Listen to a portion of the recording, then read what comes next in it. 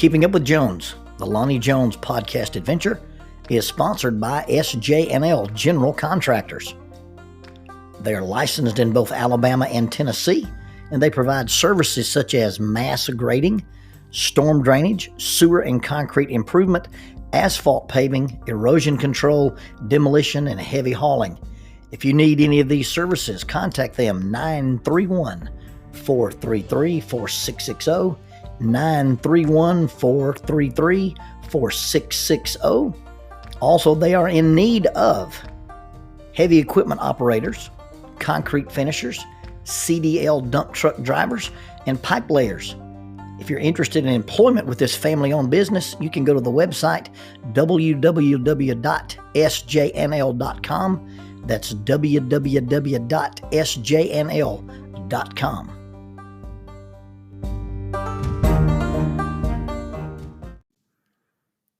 I attended my original training as a ropes course facilitator by spending 8 wonderful days in North Georgia at beautiful Berry College.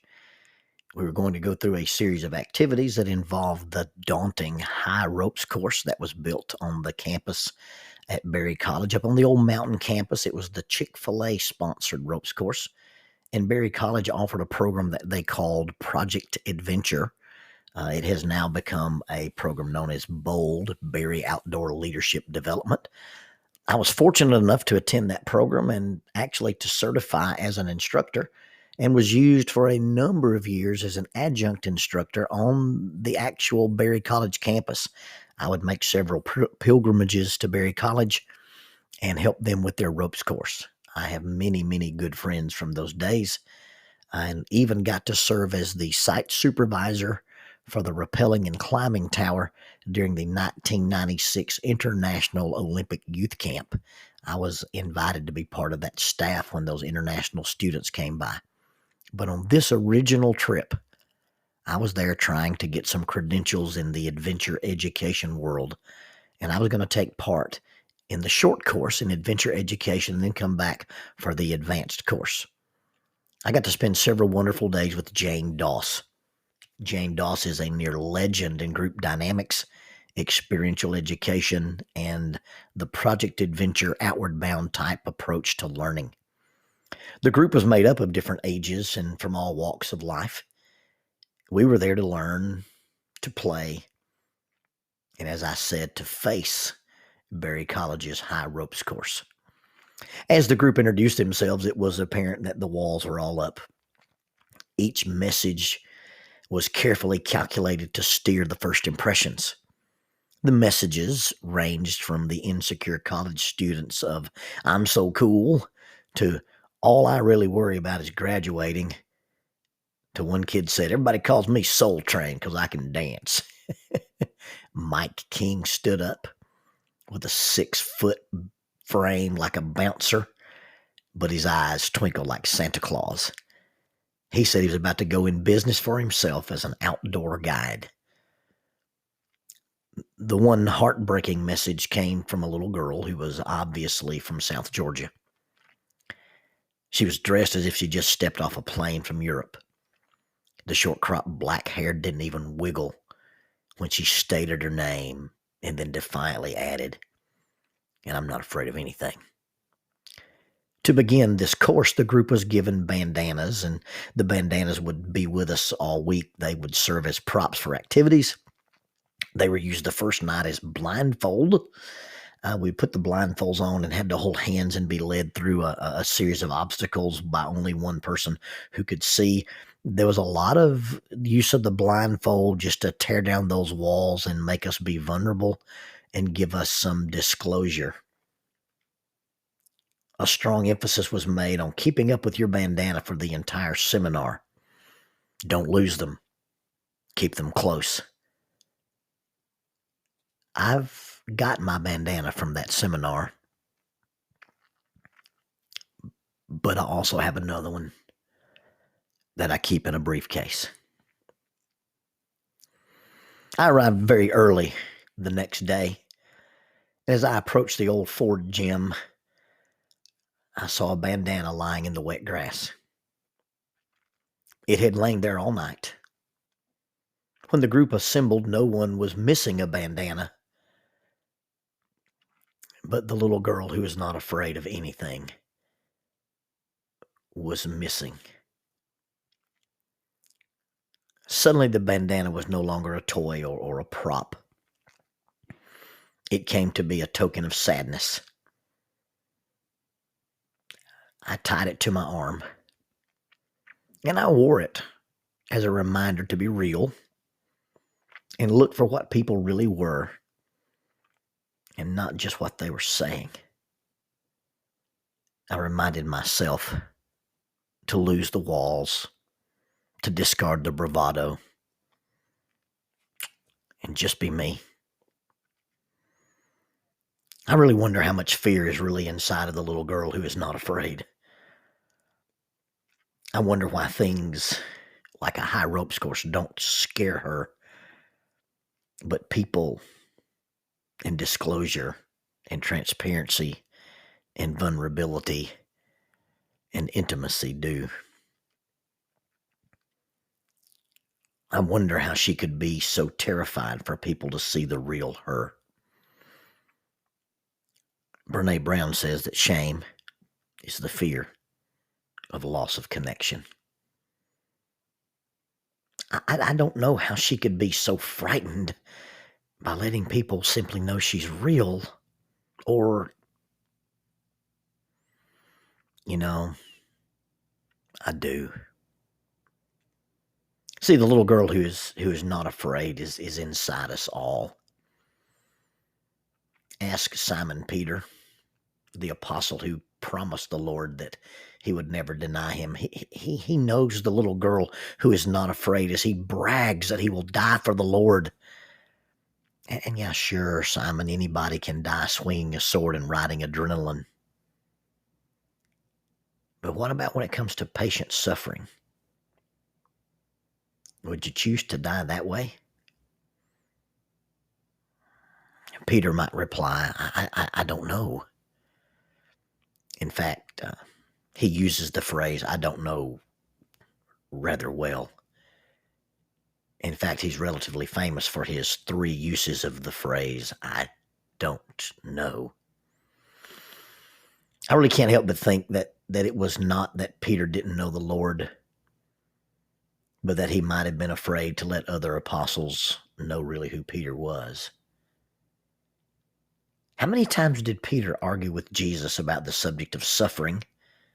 Or how many times did he chastise Jesus when the serving, suffering Messiah was the topic of discussion? You see, the little girl who is not afraid goes to worship with us.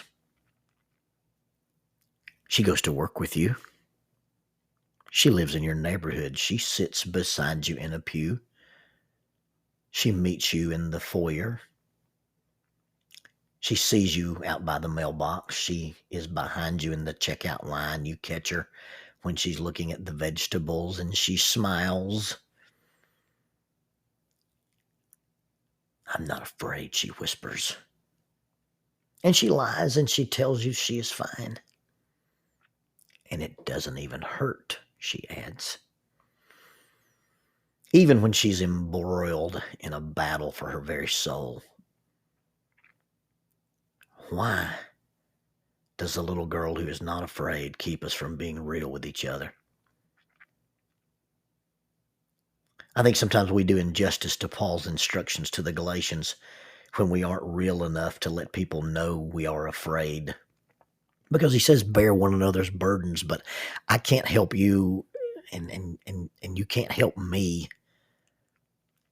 unless we're real enough to say we need help. Interdependence is the idea of asking for help and offering help with the same amount of ease. The little girl who is not afraid keeps us from saying, I'm sorry. I was wrong. I'm afraid. I need help. And without even trying to be funny, we need once in a while to be honest and say, I have fallen. And would someone please help me up? As long as the little girl who is not afraid refuses to let us know that she really is terribly frightened, we really can't help her. You see, in order for us to give people attention, belonging, and support, sometimes they have to give us transparency and vulnerability.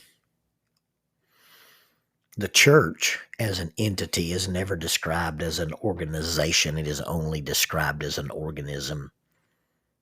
It is interdependent. We are connected. And we should not hesitate to tell one another when we are afraid or we need help.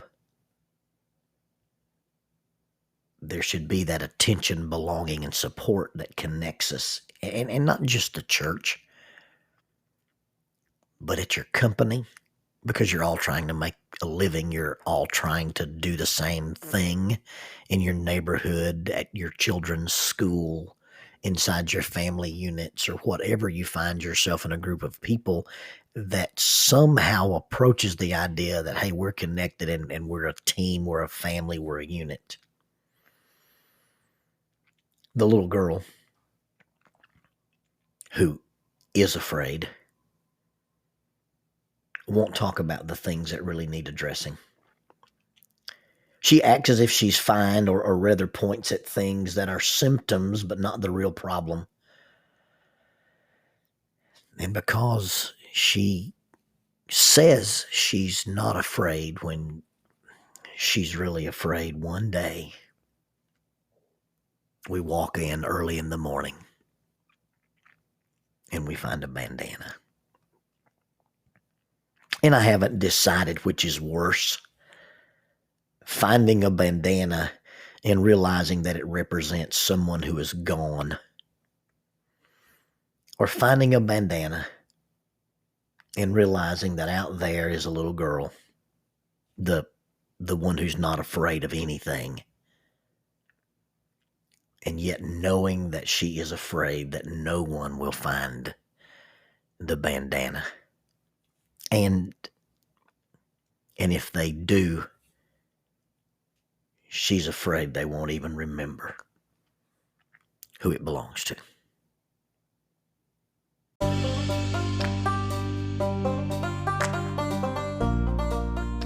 There are 32 miles of cave passages in Cumberland Cavern. 333 feet underground is the Volcano Room. The Volcano Room is the site for the youth rally known as Erupt. It's an underground youth rally. It's an annual event. It takes place in October. The next Erupt is scheduled for October of 2021. Erupt is a sponsor of Keeping Up with Jones, the Lonnie Jones podcast adventure. If you'd like more information, you may contact them at eruptyouithrally@gmail.com. That's eruptyouithrally@gmail.com. Or check out their website for more information, 3 W's and a dot, eruptyouithrally.com, www.eruptyouithrally.com.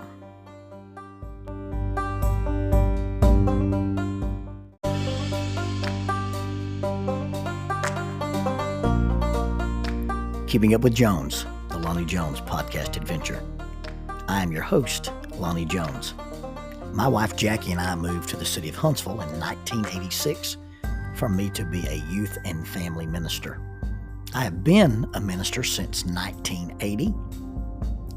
I have served in this community as a police chaplain assigned to a SWAT team since 1992, and I've been in private practice as a licensed professional counselor since 1998. I'm also an adventure educator and an avid outdoorsman. I dabble in rock climbing, and I goof around with Brazilian Jiu-Jitsu. Our life has been full of many wonderful experiences, and some just outright adventures. I used to write about those things in a little church bulletin article, so now instead of asking you to read those things, we're just going to talk about them in our podcast. And as we talk about them, we're going to talk about the facts. The facts lead to concepts, and the concepts lead to application. One caveat about the facts is, for the most part, we're going to tell you the facts just as they happened.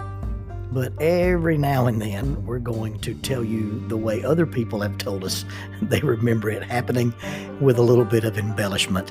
It's all good, clean fun and for educational purposes. Thank you for listening, and we hope you enjoy Keeping Up with Jones.